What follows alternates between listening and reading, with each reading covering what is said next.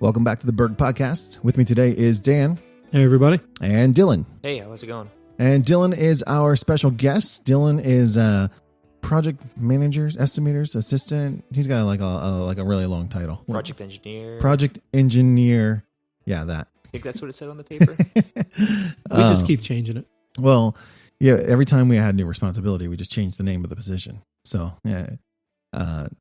But Dylan's been with us for just over a year now. He started as an intern and has now come on, taking a full-time position with us. And we just thought continuing some of the recruiting conversation that we've been having recently, Dylan came in a little bit of a different path, right? So we talk a little bit about who Dylan is and talk about Dylan's path to Berg Construction. So let's just start with a brief bio. Who is Dylan Klemas? All right, so from Bowmansville, Pennsylvania, local. Went to Garden Spot High School. Did not know anything about Berg Construction ever existing. I'll be 100% honest with that. All through high school, college even, coming through college, looked around, never saw Berg Construction pop up. Went to Penn College, played lacrosse there for, it was 3 seasons, but the 2020 year got cut. So 2 seasons of actual college ball, and then went to school for civil engineering there. And during the job fair they have there, Berg Construction popped up, and it was all online. And I think it was Tracy sent me a message setting up an interview. Yeah, I think so. Maybe Tracy and Shay? I think it was Shay. Yeah, I think Tracy and Shay did that one. Did not expect Shay to sound like what Shay did. I expected him to have an accent with the name of Shay. Yeah, he gets that a lot. With his last name, people assume he's going to have an accent. I thought he sounded like a big burly Russian guy. He doesn't sound like that. No. But he's also not a big burly Russian guy. No, he's not. No. He's not actually a big guy at all. Yeah. And then went through the recruiting process here. Took an internship. I also don't think he's Russian. No, I think he's none of those things. He's a good golfer. He is a good golfer. All right, sorry. Go ahead. And then took the interview to be an intern here. I think it was summer 22 or 21. Yeah, summer 21. Yeah, and then went through, worked all summer here. End of my internship came. You guys were nice enough to offer me to stay on part-time throughout school. I was helping doing takeoffs for Scott Gardner.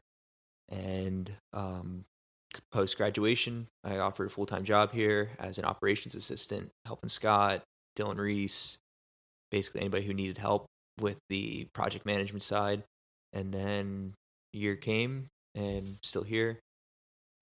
Now a project engineer. Yeah. So let's talk a little bit about, so you were going to school, Penn Tech, to be a civil engineer.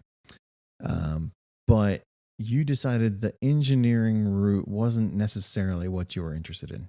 Correct. Yeah. So going through school at Penn Tech, they do a really good job of teaching you the construction basics, how things are designed, what goes into them, the math behind it. It's very hands-on. So it's a technology degree. So it's a 4-year bachelor's of civil technology. And it's not a bachelor's of science. So everything you're doing there, you're in labs, you're hands-on. And the more hands-on we got, I'm like, I'd rather be out in the field doing stuff or seeing things actually built than just putting it in lines on a computer and then turning it off and having somebody else do it. Yeah. So for sure. That's the route I took. I didn't really want to sit behind a desk all day. So this gives me the opportunity. You still have that engineering kind of job. You're engineering a job from an engineer giving you kind of. So there's ways you're value engineering things. You're seeing things maybe the engineer didn't even think about. And then Scott will point it out to me like, oh, well, you can do this, this, and this. You can not cut corners, but you get the same process done. It's more efficient. It's just the way things go. Finding alternate solutions. Mm-hmm. Yeah, absolutely. I actually remember the conversation sort of going that way with Dylan when we were talking before you were coming on, like coming out of your internship. And I said, we talked about that you would want to determine if you wanted to be sort of an engineer who draws things and everything you do is always two-dimensional, or whether you more wanted to be in the field where you could physically actually build something, and that there are different routes, that require different things and different skill sets. But it was part of a conversation we had. And even then, Dylan was pretty inclined towards the field. So I think he, Penn may have done a good job of setting him up for that, to put him in a position where he understood the difference before he graduated. Right. Yeah. Yeah. And so in your role now, talk a little bit about your role now. So you do spend some time behind the desk on the computer working with plans, right? Mm-hmm. But not all of it. No. So even this morning, down at the Ted Jacobus Park down in Euclid Township, Exton area, I was down there all morning, making sure all the subs were finishing up, making sure we were done, completed on time. I was out in the field all morning.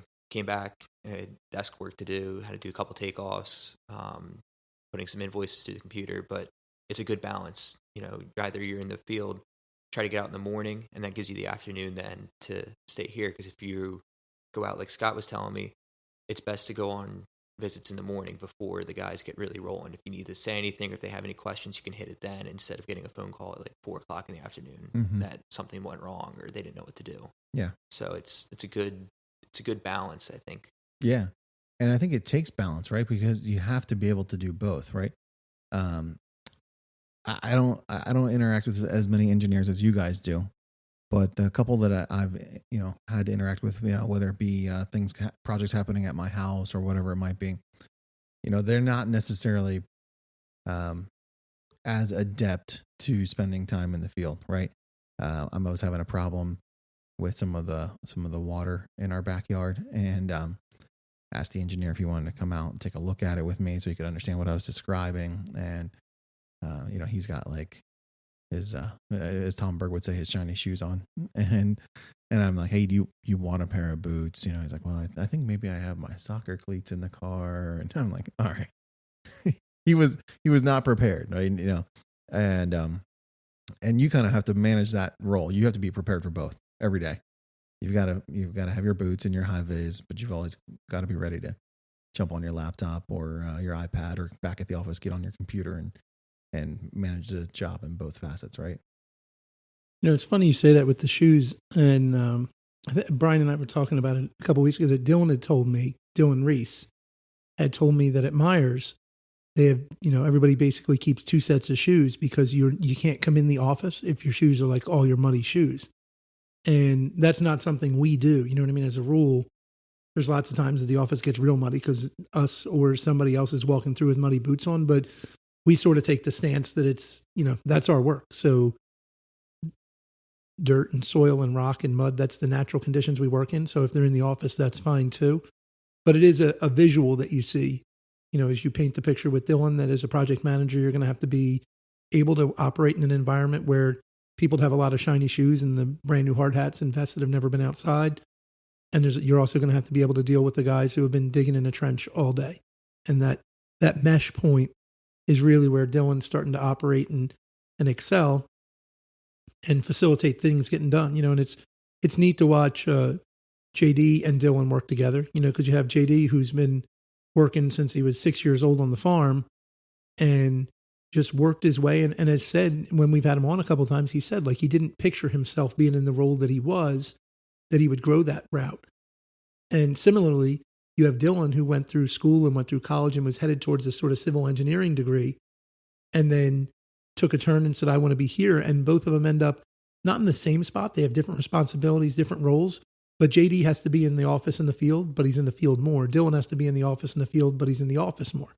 But they came from wildly different paths, took different routes to get there. But both of them are on a similar trajectory. Clearly, it's no knock to Dylan. JD's in front because JD's got so much field experience in what he knows. And the really great part is that JD's willing to help Dylan for the most part and help him to learn some of those things that you can only learn from experience and time, that Dylan will likely never have, because he's not going to stand in a trench and dig. It's just not his responsibility. Right. Not that he wouldn't. I've seen Dylan work, but you know what I mean? It's JD, that was his job, and he worked his way to that. And Dylan's sort of working from the other side, but they're ending up where both of them have a similar ability to walk that line and be the company representative to the engineer or the owner, and to be the one, actually overseeing the work. Yeah. And it's, you hit the nail on the head there. It's one of the reasons why I think this conversation is interesting, because we talk a lot about recruiting and how do we find the right people. And what are the paths to finding a career in the construction industry, whether it's our world, excavation, or maybe you want to go build commercial buildings, who knows? And construction has for a long time had a reputation of being a place where people who were uneducated or didn't have other options ended up, right? And that's not really always the case. It takes there are a variety of paths to get to construction, whether you've gone to school or not gone to school, whether you've gone to trade school, whether you came straight out of high school. And each of those places, there's usually a path for progression, a path for advancement, a path for additional responsibility, growth, careers. And it really is dependent on not how you got here, but who you are and who you want to be, right? If you're willing to put in the work, if you're willing to invest in learning the knowledge, gaining the experience, there's a place for everybody. Another interesting comparison I think with that is if you took, say I'm thinking Stetson, Reese, and you took Stetson. Phil is another good example. Tom Berg is probably the most obvious example to me. And you took any of the three of them and say you gave them like a math aptitude test when they were in 12th grade graduating. And you gave the same test to some kid in honors math. I would lay you odds they'd get smoked by the kid with the honors math because the kid's like practiced the math. He's been doing the math. He knows it.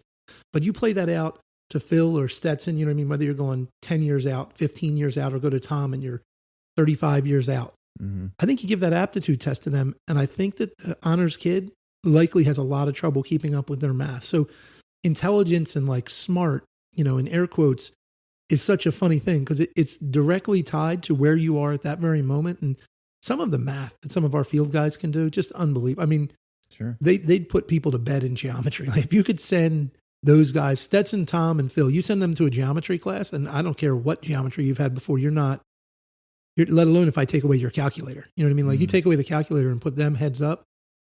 I've seen him. Scott Gross is another one. Scott Gross was talking about something, and he's working over at one of our landfill jobs, and he said, this can't possibly be right. We shot it, and then he like starts rattling off the math, and I got the math. I understood what he was saying. It was accurate. I didn't like check it to see, but he was laying out what would happen if you ran out 500 foot versus, what the grades were. And the engineer had a calculator, a computer, CAD, the survey, everything else, and drew it the way he drew it and thought something was going to happen. And then in that day, what had happened was I got really frustrated because they said to us, well, can you tell us when the pipe enters the ground? And I called Gary and Scott, and I was like, they drew it, and they want us to tell them when it's going to enter it. I assume it was 504. Tow collector 504 is where it's going to hit. That's what they figured out. But they had no math. Like all they had was a field and then a survey rod, you know what I mean? And they just shot it and said, okay, well, this is where this pipe's going to be. And also, it's not going to work. So not only is here where it enters, but this won't work at all. So it's really interesting to see that in terms of what schooling does. And in like a project engineer role where Dylan is, it makes somebody like Dylan with his background really interesting because we were able to get Dylan at such a young age, but fresh out of all that training, and then support him with field guys with field experience. And in 5 or 7 years, you could end up with Dylan really having a handle on the entire thing and being able to speak to our field guys in a way that makes sense to them and also speak to the engineers. Because that's the disconnect a lot of times is, what has someone be an amazing operator but not make the jump to superintendent is we always talk about like the soft skills. And normally we talk about it in an office sense. But in a field sense is that they don't have the soft skills to be able to manage the situation and deal with the people that they need to deal with. They could do the work all day. Right. We have so many guys who are just amazingly qualified and knowledgeable enough to run the job, but it's just not who they are. Right. Yeah. And it's great to find your way. It's great when guys find their way because there's a lot of different paths and each of them can make for a really great career and a lifestyle that afford you the lifestyle that you want. Yeah. It was funny. Like when I came here and when I first started, I could tell I was really making JD frustrated because I call him like, hey, what would you do here? What would you do for this? I'm trying to work hard to take off. This doesn't seem right. Like asking him. And I think it got to the point because I remember Scott saying something. He's like, don't have to call JD with all these questions. Like he knows you'll figure it out. Like you'll be okay, but you don't need to keep asking questions because I didn't know, but JD had so much knowledge. And I'll find myself too, like walking out to the truck, you'll see Joe Stahl for a lot of the special projects guys. and I'll be asking them like, hey, working through this, what would you guys do? Kind of bouncing it off of them, just kind of getting a field perspective, because sometimes the engineer will ask me what I think, and maybe I know the right answer, maybe I don't. I don't always be like, okay, I'll circle back, and usually I end up asking JD, Joe, Levi, somebody, one of the foremen, one of the site supers, what they would do for it. And usually between the two of us, we can come up with some kind of answer, some kind of solution. Maybe it works, maybe it doesn't, but it takes their voice too and kind of displays it instead of, oh, it's definitely going to work, blah, blah, blah. And then, like you said, at the landfill, like, oh, and it ends up not working. Right. It kind of like a liaison of speaking. Yeah, definitely. And I think that's sort of like that soft skill you're kind of talking about, right, Dan? I mean, the ability to know how to find the answers, but the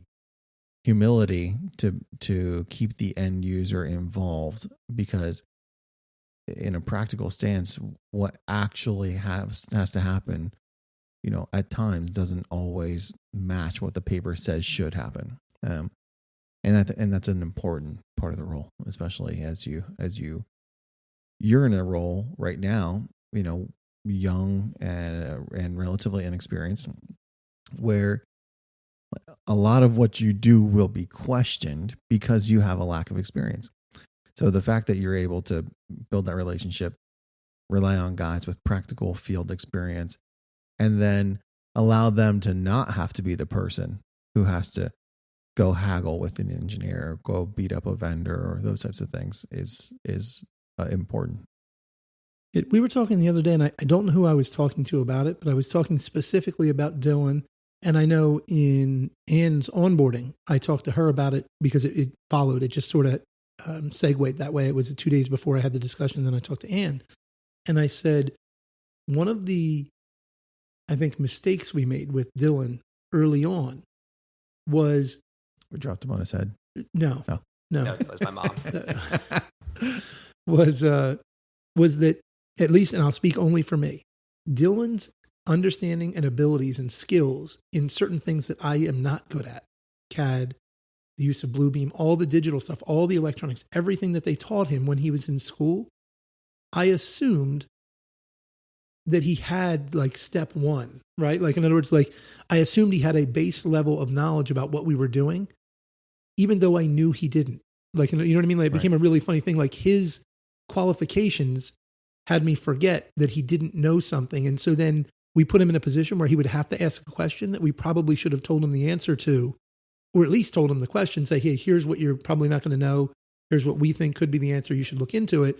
But we wouldn't give him that assistance, not because we didn't want to or we were tribal about it, but because I never considered that he didn't know it, because he already knew if he's a step ahead of me, how could he not know what I already know? He should know what I know. Otherwise, how could he know that? It was a completely false premise, because he knows because they taught him. And I know because I watched the guys do it and learn what we were doing. So it's one of the things that I said to Ann that we need to like make sure we focus on is, as Ann is onboarded and becomes part of the team in a similar way that Dylan was, is to say, if you don't know something, make sure you ask. But also, I will try to make sure when I ask you to do something, or when any of the team asks you to do something, that we leave the door open to say, do you understand what we're asking you to do? Do you have this base knowledge? And just think about it. Do they have the preliminary knowledge that we would anticipate? Because it takes a special person to be humble enough to actually ask and admit you don't know. We talk about that all the time. And Dylan did it. And JD, that's, there you start to get to somebody that's a tricky scenario. JD would get in a trench and show you the answer all day, but JD may not actually want to have he doesn't want to be a teacher. He doesn't, even though he's a really good teacher, he wants to teach you by showing you, not by discussing it. Yeah. So I can see why JD would, you'd end up in that spot with JD. JD's like shut up and dig kind of teacher. Like, he'll just be like, all right, hop in the hole. He's like, we're going to do it now. You're and going that's to how learn. You'll learn. Yeah. Well, even when we made the shift and JD really moved fully into overseeing all the foremen, and we went to the extent of switching trucks for no reason other than so he could not carry tools, because that way he wouldn't work. Because I forget what job we were going to, but it was somewhere when we were, we meeting guys in the field and bringing lunch and talking to them or breakfast. It was one of those type events. Right. And you and I met at some at a residential lot somewhere in Chester County. And I pulled off, and JD was in the machine, and I just shook my head. JD, we just talked about this yesterday. Like, you have 3 guys here, and for some reason you're in the trench and you're in the machine. And he was like, well, it had to get done. And I was like, I know, but like, if you don't teach people or trust them to do it, then you're always going to be doing it. Right. And you're going to have to be the one. You're going to have to be the one doing it. Yeah. And so I think JD's grown up a lot that way. You know what I mean? I mean, he's become willing to just come into the office and go over things. So that kind of growth is amazing. But it's the reason I bring it up is because they're coming from completely different sides. Like, right. Dylan's headed for the field to figure it out, and JD's heading for the office to do the soft side of things and deal with the clients. And it works. Like, you can really send either of them to do either thing, and they'd probably both be successful. Yeah. Let's talk a little bit about who Dylan Klemas is personally, away from work, right? So you mentioned that you played lacrosse. You played at Garden Spot, but I know, were you injured for your senior year? Yeah, so my senior year, I ended up blowing my whole right knee out. So yeah, that's right. Missed my senior year, and then ended up going to Lycoming College for, I think it was a semester, and was on the pre-med, maybe I wanted to be like a PA kind of thing. I didn't know. Ended up, I hate biology. Liked it in high school. Did not like it at all in college. So that's when I was at Berg's for a little bit. I think it was like a year, maybe like 2 semesters. And I'm going to Penn Tech, and loved it ever since. But yeah, so I played lacrosse, and then it happened that Penn Tech was bringing on a lacrosse team for 2020, and then due to COVID and everything, got pushed back a year. So still got to play college lacrosse. Got to play 2 years at Penn Tech. Yep. So and in your free time, I know you like to do a little fishing. Mm-hmm. So we have a house down in Sea Isle, and I like to kind of caught the offshore bug. Yeah. So usually if it's good weather and during the weekend, I'll be usually out in the canyons, hopefully catching some tuna or something. Yeah, very cool. But hopefully we're going this weekend. We'll see. Weather's a little iffy. A little dicey? You're not sure? No. 3 to 4 footers, but down in the Carolinas, they're like 7 to 13. So wait to see what happens with the storm. Which way it's going to push. You could always just surf instead. I could, but fishing's a lot more fun. No, I disagree. Well, I'm not athletic enough to go surfing anymore. So I'd prefer to fish too, I think. Yeah. I can surf a little bit, but it's the whole standing up part. It turns into a big boogie board. I used to be able to do it when I was little. Your body board, not surf. Yeah, that's not surf. Body surfing. Right. Body surfing. Okay. All right. Yeah. That's, a funny thing. I think I've talked about it before, that my brother, Mike, when he went to Rutgers, he was like bioengineering or some biotech engineer, I forget, something like that. And he had a picture in his head of what that was going to be like. He thought it was going to be like one of the TV shows with, he's going to get mad, I say, but like very attractive women all in a lab and smart people. And he thought it was going to be great. And then he got there and that wasn't his scene. Not so much. Not so much. He switched. Yeah. So I talk a lot about Gavin. Gavin went to Drexel to be a software engineer because he loved programming in high school, and got there and was like, oh, these people don't have any social aspect to their personality at all. All they do is program and play video games, and he lost interest pretty quickly. He lost interest. My brother, he's up at Penn State, and I think he was software engineering, or computer engineering, something with developing computers, making them work. Yeah, same kind of thing. Got up there, couldn't make any friends. Yeah. Like, he'd talk to kids, they just look at him like he had 5 heads.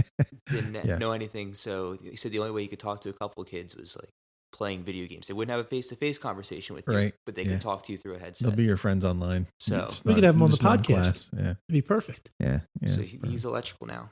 Yeah.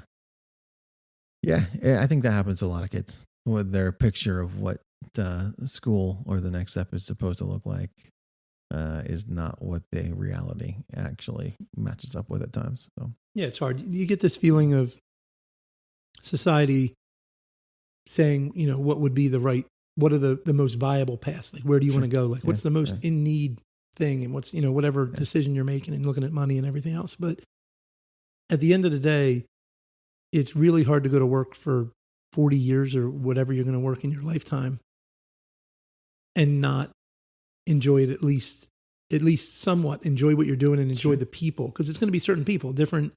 We know that in construction, there's a new billboard on the turnpike on one of our, another company. It's Myers, an Alan Myers billboard.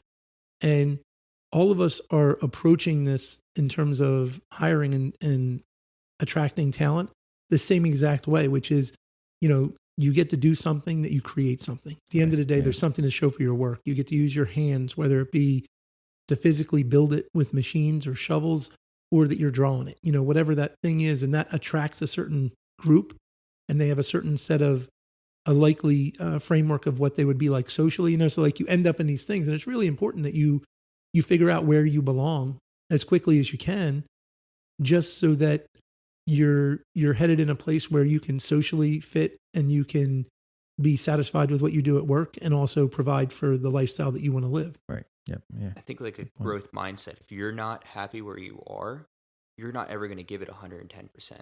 Yeah. Like you're never going to say work that late night. You're never going to want to come in for snow. Yes, snow sucks, but it's snow. You got to do it.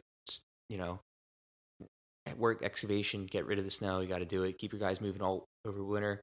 But if you're not happy with where you are, you're never going to fully invest yourself and want to learn or want to see this project succeed. Or maybe you do just because it's what I got to do. It's my job. But you don't ever enjoy it. I feel like you're never going to actually want to do it forever. Yeah, that's a great point. And there is a difference, right, between liking the tasks you have to do and enjoying what you're doing, right? Because a lot of people say, well, I don't like a certain aspect of what I'm doing, so that must mean I'm doing the wrong thing. And that's may or may not be the case. So. Yeah, it's what Gary always, Gary messes with me and he always says how much I love snow. Yeah. And I always tell him, I don't love snow, but, it affords us certain things as a company. Right. And provides a certain buffer for us. But additionally, the irony is that the snow has nothing to do with it. Like it's what happens when you're put in that environment. Snow is a very specific environment. It's going to be stressful. You don't know what's going to happen. You understand the parameters of what finished means and a finish line for where you have to be at that point, but you have no idea what's going to happen between now and that finish line. Right. And it pushes everybody a little bit. And that's the part I like about snow, and Ford's the same way. That's what Ford likes about snow is that you got to figure out a way to get it done. It's like I don't do those escape rooms, but I feel like it's like that sort of thing. You know what I mean? Like everybody knows where the finish line is. At 5 a.m., the site has to be clear. That's it. What time's it going to snow? I don't know. When's it going to stop? I don't know. What temperature is going to be? I don't know. Yeah. Who's going to show up? I don't know. Right. Is everything going to break? I don't know. I don't know the answer to that. I don't know to any of the questions. What I know is what's the finish line. And so it taps into like my competitiveness of wanting to do it, of the challenge of it.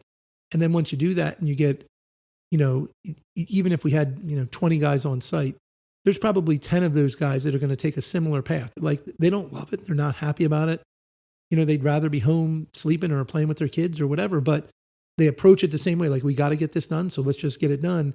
And by the end of it, it builds a camaraderie that really it is more than what the work actually was, and it sticks with you. And I think the same thing's true. And that's what makes the site work, this heavy civil work that we do, what it is at the end of it, the guys, it's more than just the thing they built. Right.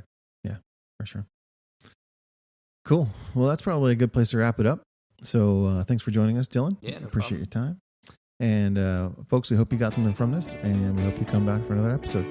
Thanks.